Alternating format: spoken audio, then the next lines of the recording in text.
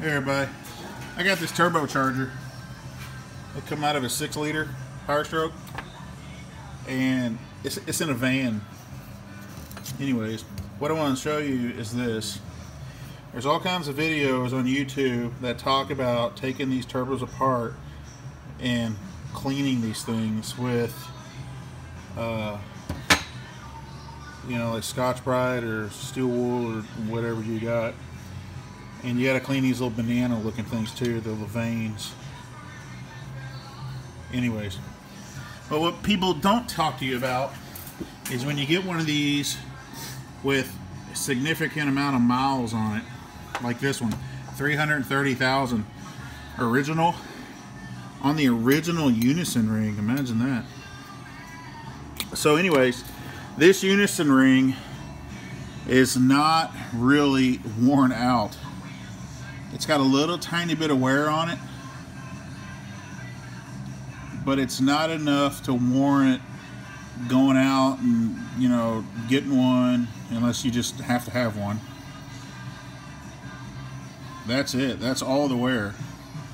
There's so much lost motion in these things already by design that you're not really going to see that in driving performance. If it was worn a lot more, like maybe like another 20 thousandths, then yeah, you'll start to notice that, of course. You really will. So anyways, when they get miles on them, phenomenon happens. When they make these things, they cast them, they're cast iron, and they have a lathe come in and cut it right here, and then it cuts out. Right down in here is a little radius that the lathe tool has. By design, it's perfectly normal. What does not have a radius, but has a chamfer rather, is the inside of this unison ring right here. Same with the other side, but that doesn't matter. This chamfer will bind up on this radius a lot,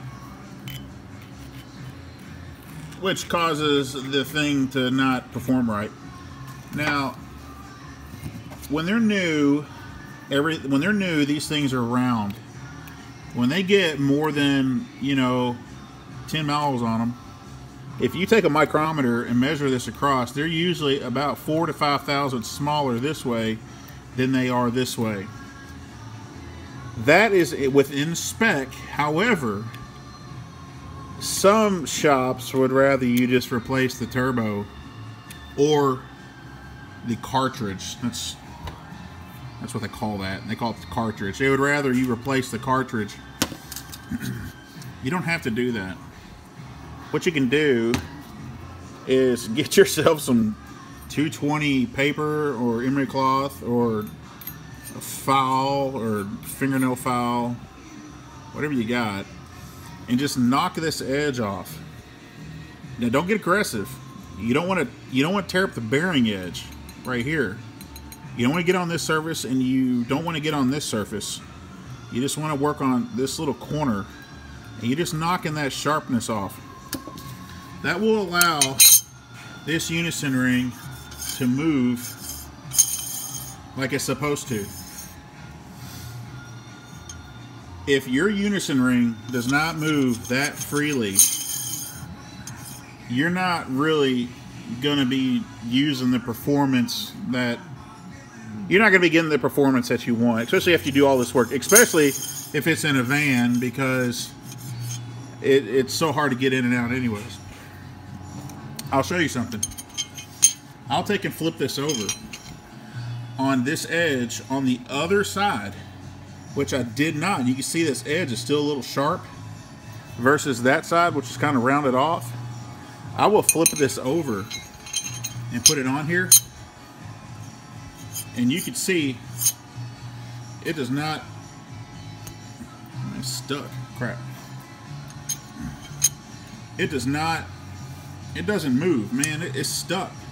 And you might be able to get it to move a little bit like that, but nothing like it's supposed to. When you get one of these that's brand new from the factory, they move like that. They're smooth. So you need to do that if you got any kind of miles on them. Also, they have a tendency to wear down right here, and it causes this side will wear more going towards the center of the turbo than this side does. And I think that has to do with the torque placed on this pin. You know, the torque here transfers into here and it always pushes it right here. That's not that big a deal, but what happens is when it raises it up, soot accumulates on this side down here more, and it gets in there. And a lot of people will clean these off and they'll forget that soot accumulates on this side more than the other, and they'll think they got it, but yet they don't. Now this is what it looks like with the pin in it. You know, that's what the pin does. That's how that works. If you're doing a complete turbo rebuild, that pin actuates off of a gear. It's a rack gear.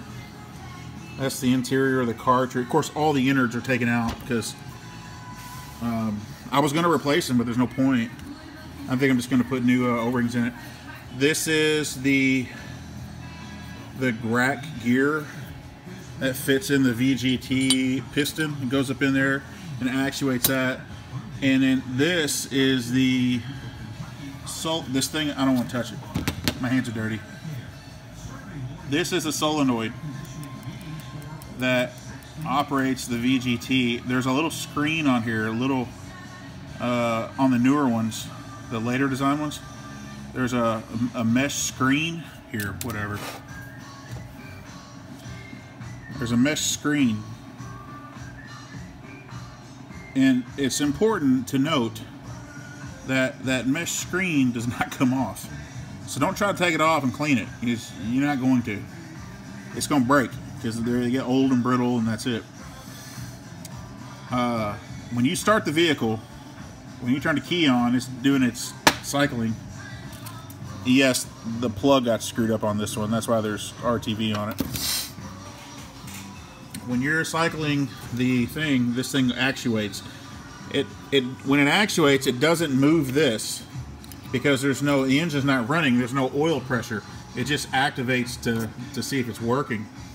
And then, if you want to see, bear with me, what this looks like inside the turbo.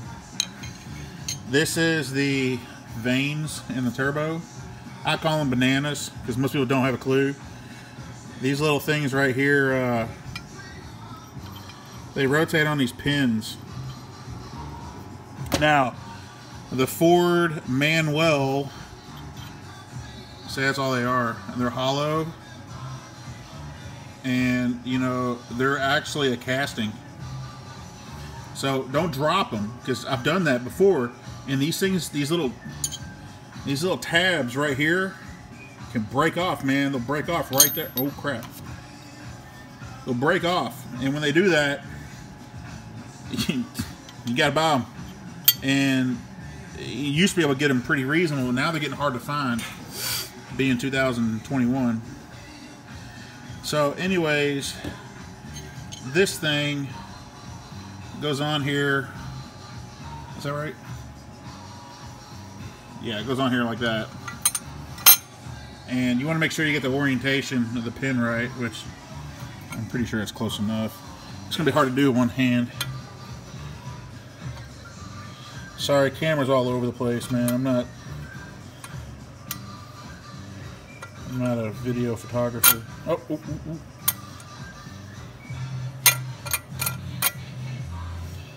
You just kind of got to just work them around.